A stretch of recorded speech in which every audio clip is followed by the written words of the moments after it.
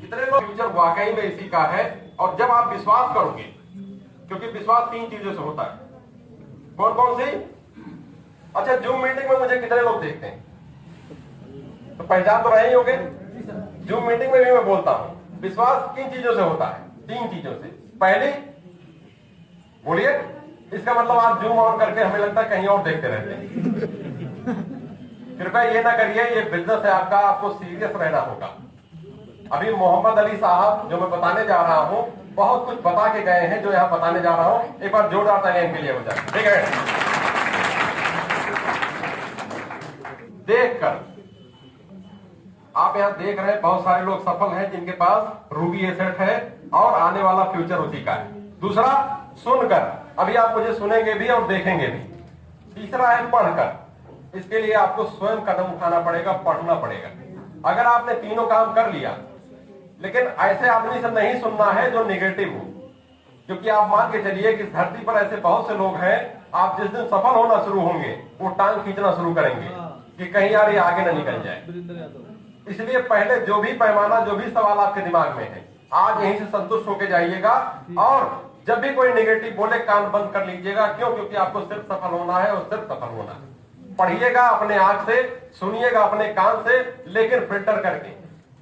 आपको जो भी क्वेरीज आएगी नोट डाउन रखिएगा।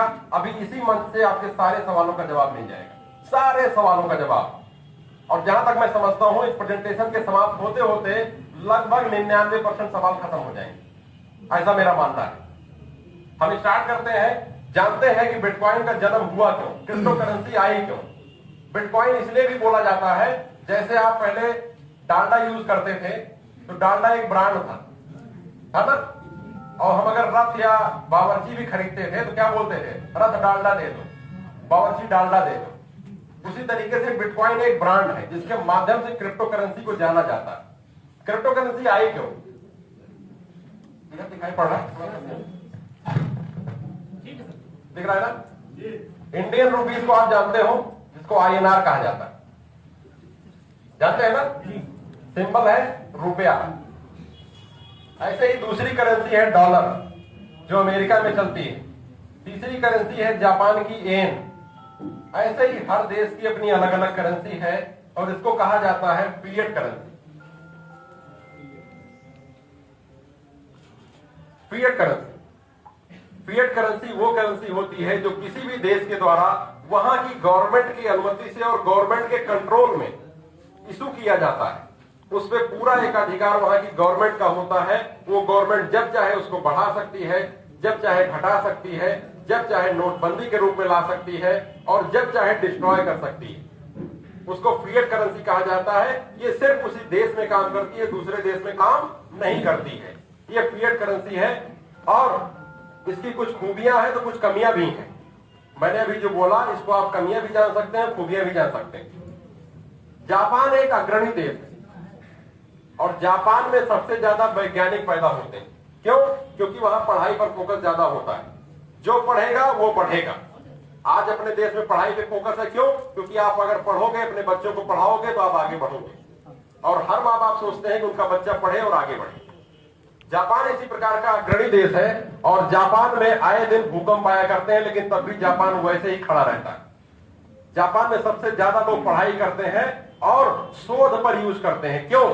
क्योंकि जो जापान का बजट है, पूरे बजट का मान लीजिए 100% बजट है, 40% बजट होता है रक्षा बजट, जो कि रक्षा पे खर्च किया जाता है, सेना पर।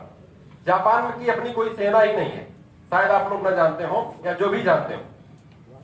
जापान में सेना है ही नहीं, आर्मी ही नहीं। जापान में एक छोटी सी एयरफोर्स है। क्यों? क्योंकि अमेरिका ने आश्वस्त किया था हिरोशिमा नागासाकी पे परमाणु बम के बाद कि आप जब भी अपनी सेना नहीं बनाओगे तो हम आपकी जिंदगी जब तक वजूद है आपकी रक्षा की गारंटी लेते हैं। तो जापान का ये बजट सुरक्षित है। ये बजट ये पूरा अपनी पढ़ाई पर, अपनी ग्रोथ पर, अपने बच्चों की ग्रोथ पर लगाते हैं, पूरे देश की ग्रोथ पर। यही कारण है यहाँ वैज्ञानिक ज्यादा पैदा होते हैं, शोध ज्यादा होता है। और आप जो भी चीज यूज करते हो कोई टेक्नोलॉजी वाली, अगर जापान की है तो आप विश्वास भी ज्यादा करते हो। हम सभी लोग यार जापान की टेक्नोलॉजी है तो आगे होगी। क्यों? क्योंकि वो शोध करके बनाते हैं। यहीं के एक वैज्ञानिक हुए सतोशी नाकामोटो।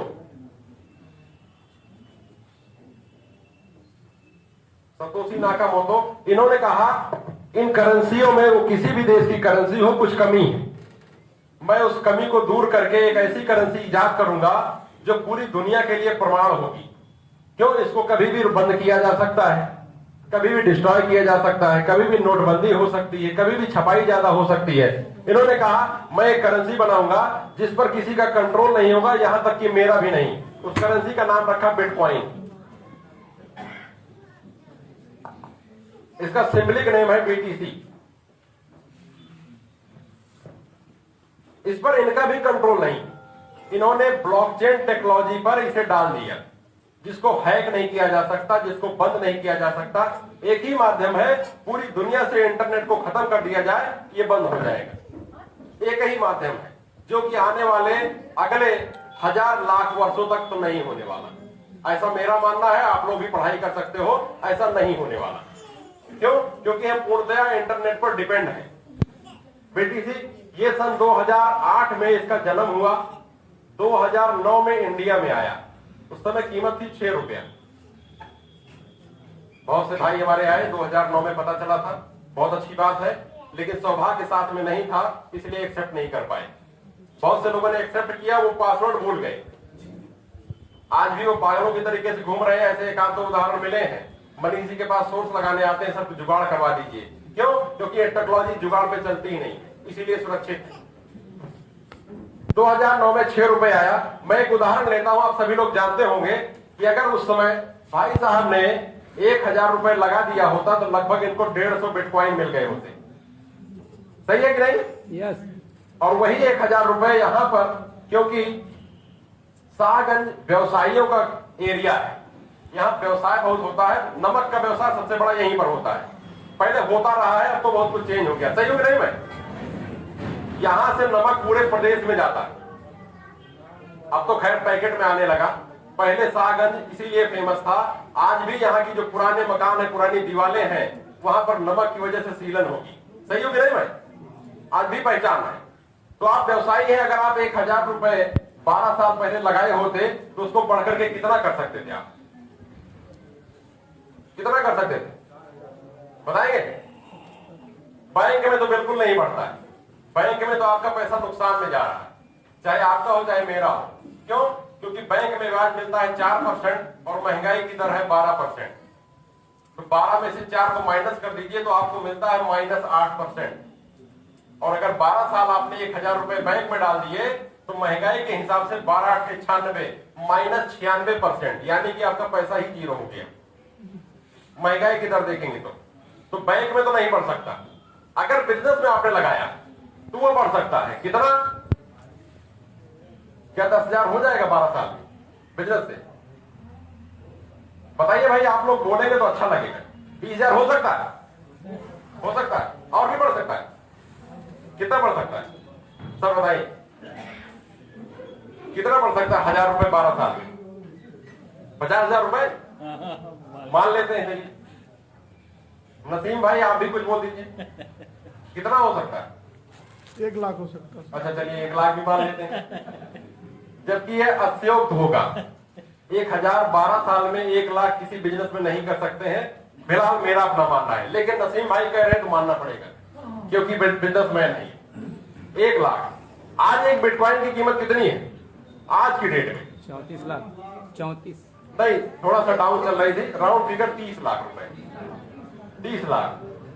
अगर 150 बिटकॉइन इम्तियाज भाई के पास होता तो कितना होता? 45 करोड़। वही 1000 जो बामुश्किल 1 लाख रुपए हुआ है, वो भी नसीम भाई के कहने पर वही 1000 रुपए यहां 45 करोड़ हो गया। ये दुनिया का 8वां अजूबा है। दुनिया का 8वां अजूबा। इतनी भयंकर ग्रोथ। आपके दिमाग में एक सवाल आ रहा होगा, ऐसा होता क्यों? आया कि नहीं? यस। ये अगर नहीं आ रहा है तो इसका मतलब आप जागरूक नहीं। ये आना बहुत जरूरी, क्योंकि जब तक आप जानोगे नहीं ये बढ़ क्यों रहा है, कीमत बढ़ी क्यों, तब तक आप जानेंगे नहीं। आप ये बताइए, सोना कितने लोग यूज करते हैं? महिला जरूर बताएं, सोना। और कितने लोगों को पसंद है? सबको पसंद है। सबको पसंद है ना? एक बार पुरुष अगर सोना पा जाए तो बेच सकता है, लेकिन अगर कहीं उसने महिलाओं के लिए घर में अपने जेवर बनवा के दे दिया तो क्या वो सोना कभी बिक सकता है? कभी नहीं बिकेगा ना। क्यों? क्योंकि सोना संपत्ति है। अच्छा ये बताइए, आपसे एक सवाल है, सोने की कीमत कौन निर्धारित करता है? बताएं, सोने की कीमत कौन निर्धारित करता है पूरी दुनिया में कि आज सोना 50,000 का 10 ग्राम बिकेगा? शेयर मार्केट तो आपके इंडिया का है। जो रेट आपके भारत में है वही रेट दुबई में है, वही रेट अमेरिका में है, वही रेट साउथ अफ्रीका में है। बहुत सारे भाई विदेश गए होंगे, अरे टैक्स का फर्क होता है, सिर्फ टैक्स का, बाकी सोने की कीमत लगभग वही मिलेगी। आप बताएं सोने की कीमत कौन फिक्स करता है?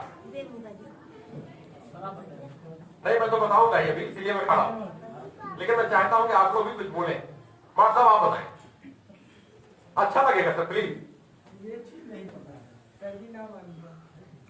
मैं आपको बताऊं, बाजार की एक छोटी व्यवस्था है जिसको हम सभी जानते हैं, उसका नाम है, बहुत सुंदर, कौन बोला? क्या बात है, तालियां होनी चाहिए सबके लिए। आपने बोल दिया इसलिए मैं लिखूंगा नहीं। डिमांड और सप्लाई, पूरी दुनिया में कीमत का एक ही सूत्र है, डिमांड और सप्लाई। अगर सप्लाई फिक्स है, जैसे सोना, इसको गला के बनाया जा सकता है सोना, तब तो भाई सोने में कभी कमी ही नहीं आएगी।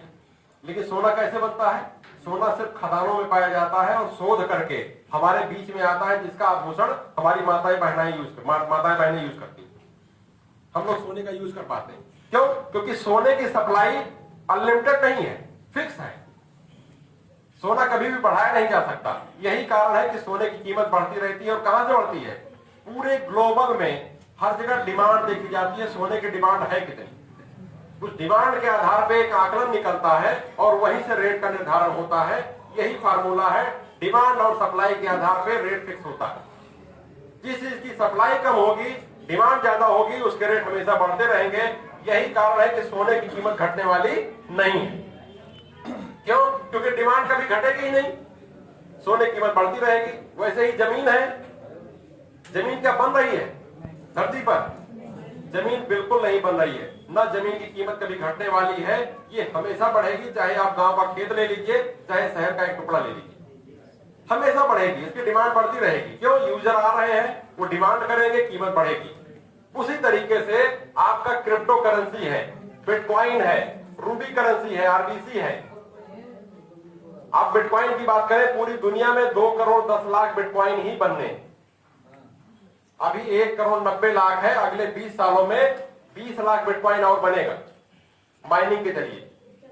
ये बढ़ाया नहीं जा सकता है, कम होगा। लगभग 60 से 70 लाख बिटकॉइन लोग पासवर्ड भूल गए हैं, वो गायब हो चुका है, अब उसका यूज नहीं हो सकता। ये इतना ही रहेगा। ऐसे ही अगर आज एक बिटकॉइन लेना हो तो हमें कितना पैसा लगाना होगा? अभी यहाँ किसी भाई ने बोला था, रहीम भाई ने, क्या आप एक बिटकॉइन खरीद सकते हैं? 30 लाख रुपए है आपके पास। जब से नोटबंदी हुई हमने लिक्विड रखना बंद कर दिए कि पता नहीं कब नोट रखे हो, शाम को हो जाए लीगल टेंडर खत्म, कागज का टुकड़ा हो जाए। तो हमने उसको प्रॉपर्टी में डाल दिया, सोना ले लिया, सोने के बिस्किट ले लिए, कहीं भी निवेश कर दिया। तो आपको कोई एक प्रॉपर्टी हटानी पड़ेगी, चाहे उसको सोना हटाना पड़े, जेवर हटाना पड़े, कोई आपको जमीन बेचनी पड़े, तब आप एक बिटकॉइन ले पाओगे। लेकिन आज हमारे बीच में एक ऐसा अवसर आया है कि आप इसको बहुत ही आसानी से, जो मौका चूक गए, मैं भी चूका था, मुझे तो जानकारी नहीं मिली, लेकिन 16 में मिलने के बाद भी चूक गया।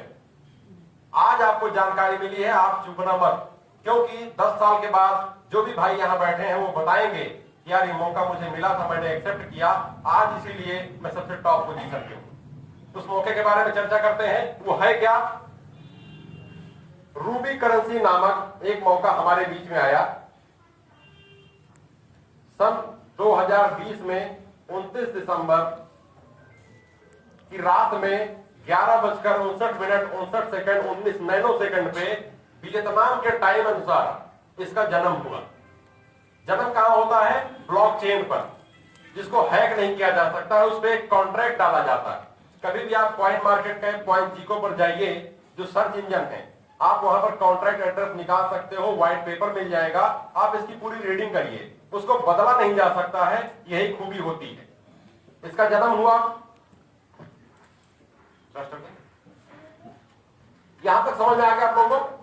समझ में आ रहा है क्लियर? 2020 को रूबी करेंसी के नाम से, जिसका सिंबलिक नेम है RBC, एक अवसर आया। इस अवसर की खास बात क्या थी? टोटल सप्लाई है 30 करोड़। कितने सालों में? ये 30 करोड़ अगले 20 सालों में बन करके हमारे बीच में आएगा। जब जब इसके ब्लॉक टूटेंगे, जैसा कॉन्ट्रैक्ट में पड़ा हुआ है, ये हमारे बीच में आएगा। शुरू में 4 करोड़ IPO पीरियड में आया। जैसे शेयर बाजार में IPO होता है, IPO जानते हैं आप लोग ना? क्या कहते हैं IPO को?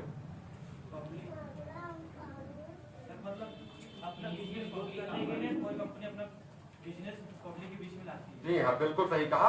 IPO लेकर के शेयर बाजार में आती है। वैसे ही क्रिप्टो करेंसी में ICO आता है, इनिशियल कॉइन ऑफर। दे दीजिए मैडम। 4 करोड़ ICO पीरियड में आया। अब इसका जन्म हुआ जो सबसे महंगी ब्लॉकचेन के अंतर्गत आता है। यहां पर बर्निंग कॉन्ट्रैक्ट, दुनिया का पहला बर्निंग कॉन्ट्रैक्ट पे बना हुआ कॉइन है आपका RBC, जिसको रूबी करेंसी कहते हैं, रूबी एसेट कहते हैं। हम एसेट क्यों बोलते हैं? क्योंकि एसेट का दर्जा आपके भारत में मिला हुआ है। जितनी भी क्रिप्टो करेंसी जो कि लीगल है, पूरी तरीके से एसेट के रूप में बनाई ही गई। भारत में जो भी करेंसी होगी वो भारत सरकार की अपनी करेंसी होगी, क्योंकि करेंसी की मान्यता भारत सरकार अपने रुपए को ही देता है। जितनी भी क्रिप्टो करेंसी है, मैं टॉप की बात करूंगा, बिटकॉइन, इथेरियम, रूबी करेंसी, इन सबको एसेट का दर्जा मिला हुआ है, यानी कि संपत्ति का दर्जा। इस पर आप जो भी ट्रांजैक्शन करेंगे 1% अकाउंट से करते हैं तो आपको TDS देना होगा, और जो भी प्रॉफिट गेन करेंगे उस पर 30% टैक्स देना होगा। ऐसी खबर आप सबने सुनी होगी। इस बार हमारे बजट में भी था, फरवरी में ERC-20 पे बना 3 करोड़ 86 लाख कॉइन ICO में बिके। मात्र 80 पैसे इसकी कीमत थी और 1400 होल्डर हुए। 1400 लोगों ने 80 पैसे कीमत पर 3 करोड़ 86 लाख कॉइन खरीदे। अब ये जो 26 करोड़ बचा हुआ है, ये 26 करोड़ कॉइन अगले 20 सालों में 5% की दर से बाहर आएगा। हर साल कब आएगा? 29 दिसंबर 2021 को आ चुका है, ऐसा अगले 19 साल और आएगा। कितना आएगा? 5% होता है 1 करोड़ 30 लाख। इसके 2 पार्ट होंगे, 65 लाख और 65 लाख। पहला 65 लाख जिनके पास 3 करोड़ 86 लाख कॉइन है, इन सभी में एयर ड्रॉप हो जाएगा। कितने भाई यहां पर एयर ड्रॉप आ चुके हैं? सबने मजा लिया है। 16.66% एयर ड्रॉप सबको मिला है। फ्री का बोनस जो हर साल मिलेगा, कब तक? अगले 20 सालों तक, अगले 19 साल और आना है। परसेंटेज घट बढ़ सकता है, लेकिन ये 65 लाख हर साल एयर ड्रॉप होगा अगले 19 साल और बचा हुआ 65 लाख पूरे साल भर का बजट होता है, जो कि यूनिक होल्डिंग और रेफरल प्रोग्राम के अंतर्गत आता है। यूनिक होल्डिंग और रेफरल प्रोग्राम 80 पैसे में आया। कीमत कैसे बढ़ी? मुझे मार्च में पता चला 5 रुपए में। मैंने हल्का सा हाथ डाल दिया, हमने कहा चलो ठीक है, मनीष जी बहुत अच्छे मित्र हैं, चर्चा किया आपने, मुझे दे दिया।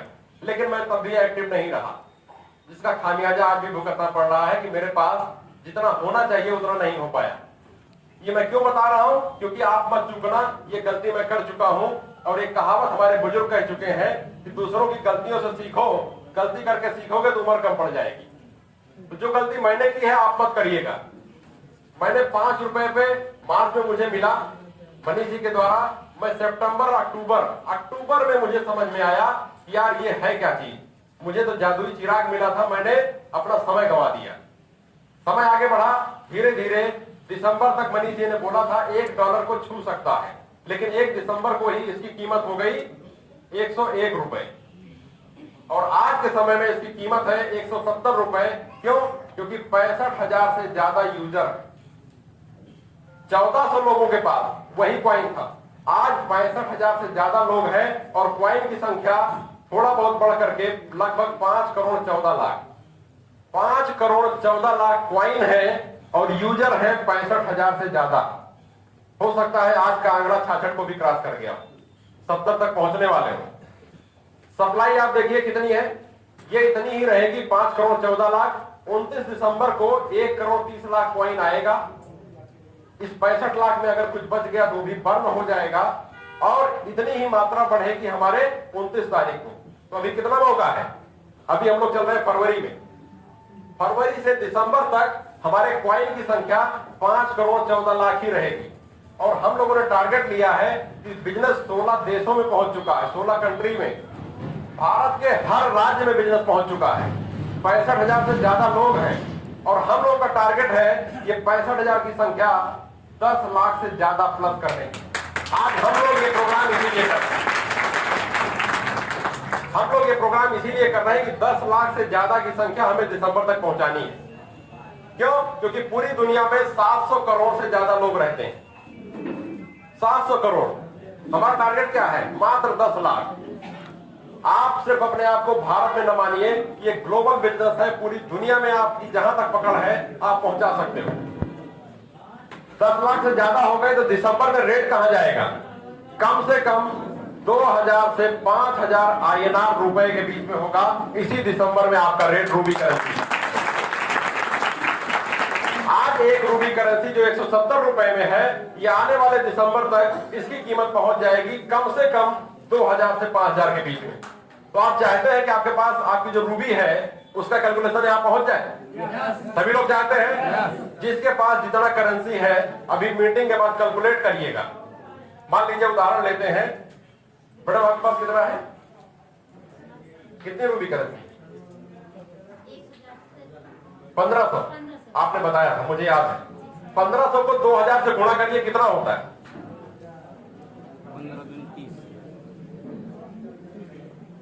1500 गुणे 2,000,